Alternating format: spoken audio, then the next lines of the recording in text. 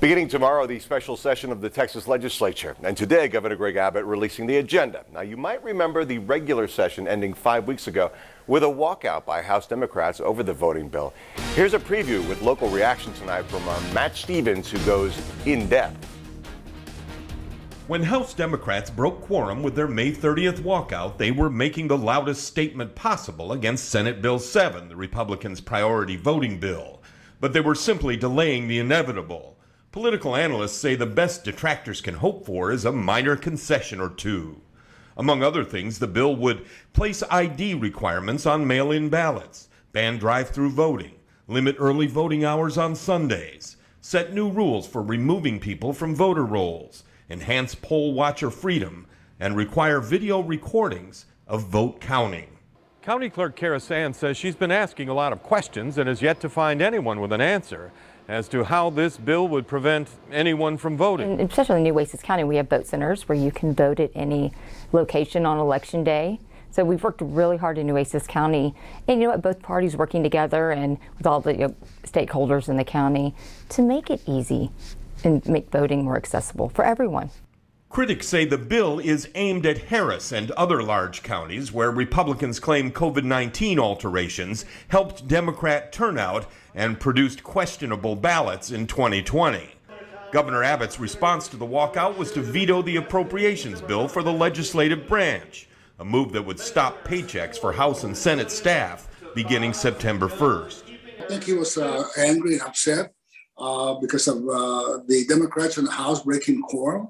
And there was just a reaction that maybe wasn't well thought out as to the consequences and the message it sends.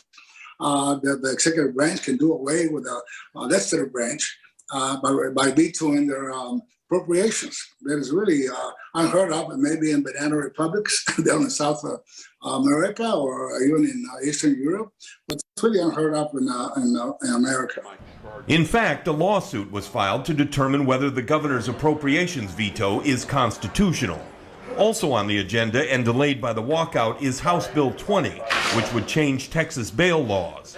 Several provisions to make it tougher for violent criminals to leave jail before trial. In class today, I want to Texas A&M Corpus Christi political science professor Kevin Kearns says he expects more discussion about banning critical race theory in schools. the extent to which it is being taught or has been taught, I mean, I think that that's all subject for debate. Kearns says Republicans are using it as a club in the culture wars. Well, first of all, putting a ban on critical race theory is a moot point. It's a waste of time and a waste of energy and a waste of taxpayer monies. Why? Because teachers in the classroom don't teach critical race theory. Local Teachers Union President Dr. Nancy Vera says the real issue is the effort to force the teaching of a whitewashed version of history instead of the truth. That's a good idea.